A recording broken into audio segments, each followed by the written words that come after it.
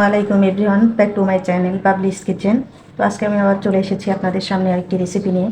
তো রেসিপিটি হলো কালাইয়ের রুটি তৈরি করব। তো কুষ্টিয়ার বিখ্যাত কালাইয়ের রুটি, এর জন্য এখানে আমি নিয়েছি কালাইয়ের আটা। এর মধ্যে দেওয়া আছে আতপ চাল, অল্প পরিমাণে আতপ চাল আর কালাই দিয়েই এই আটাটা তৈরি করতে হয়।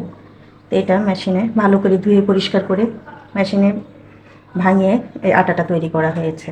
তো এখন আমি আজকে রুটি তৈরি করব, এর জন্য আমি এখানে নিয়েছি একটি বল নিয়ে নিলাম, আর নিয়ে নিচ্ছি এখানে আমি পরিমাণ মতো স্বাদ মতো লবণ, আর এখানে দিয়ে দিচ্ছি আমি ঠান্ডা পানি। ঠান্ডা পানি বলতে নর্মাল পানিটাই দিচ্ছি।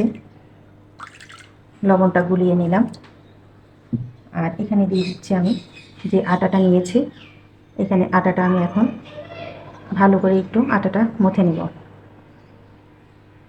তো এখানে আমি আটাটা দিয়ে দিচ্ছি। আসলে যার যতটুকু প্রয়োজন ঠিক ততটুকু পরিমাণ নিলেই হবে। আমি একটু বেশি করেই দিচ্ছি। এখন আটাটা আমি ভালো করে ময়ন করে নেব।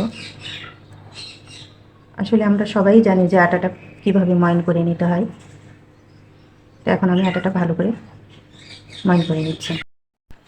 তো আটাটা আমার মধ্যে নেওয়া হয়ে গিয়েছে, দেখতেই পাচ্ছেন। এই আটাগুলো অবশ্য একটু টাইট হয়। তো এখন আমি রুটিগুলো বেলে দেখাবো যে কীভাবে রুটিগুলো তৈরি করে।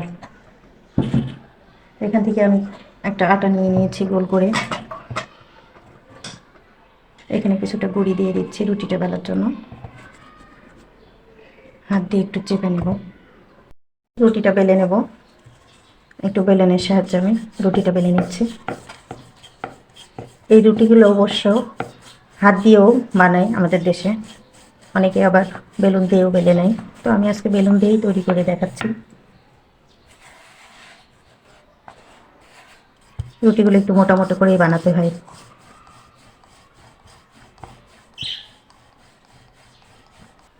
তো রুটিটা আমার বেলে নেওয়া হয়ে গিয়েছে, আর দেখুন আমি কতটা মোটা করেছি। এই রুটিগুলো কালাই রুটিগুলো একটু মোটা মোটা করেই বেলতে হয়। তো আমি এভাবে সব রুটিগুলো তৈরি করে নেব। সবগুলো রুটি আমার তৈরি হয়ে গিয়েছে। দেখুন আমি অনেকগুলো রুটি তৈরি করে নিয়েছি।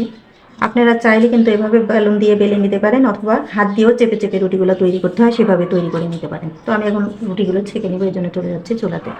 তো মিডিয়াম টু লো হিটে আমি একটি তাওয়া বসিয়ে দিয়েছি। এখন তাওয়াটা গরম হয়ে গেছে, রুটিগুলো আমি এখন ছেঁকে নেব, এই জন্য রুটিটা দিয়ে দিচ্ছি।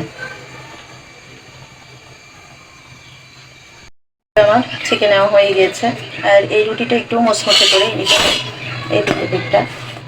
আর এই রুটিগুলো অবশ্য মাটির খোলাতে, মাটির তাওয়াতে ভাজলে বেশি ভালো হয়। তো আমরা ঢাকা শহরে মাটির খোলা কোথায় পাবো, তাওয়াতেই ভেজে নিলাম। তো রুটিটা আমার ছেঁকে নেওয়া হয়ে গেছে, বাদ বাকি রুটিগুলো আমি ছেঁকে নিয়ে পরিবেশন করে দেখাবো। তৈরি হয়ে গিয়েছে আমার কালাই রুটি, কুষ্টিয়ার বিখ্যাত কালাই রুটি। তো এখানে কালাই রুটির সঙ্গে আমি মরিচের ভর্তা করেছি, আর এখানে করেছি ধনিয়ার পাতা ভর্তা। তো এই ভর্তা দিয়ে কালাই রুটি খেতে যে এতটা টেস্ট, আসলে না খেলে বোঝা যায় না।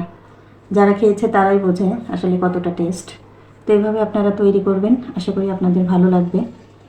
আর ভালো লাগলে আমাকে কমেন্টস করে জানাবেন, আর আমার পেজের সাথেই থাকবেন। দেখুন কতটা যে মজা, আসলে না খেলে নিজ এভাবে আপনারা তৈরি করবেন, অনেক ভালো লাগবে। তো আজকে এখানেই বিদায় নিচ্ছি, সবাইকে ধন্যবাদ, আল্লাহ হাফিজ।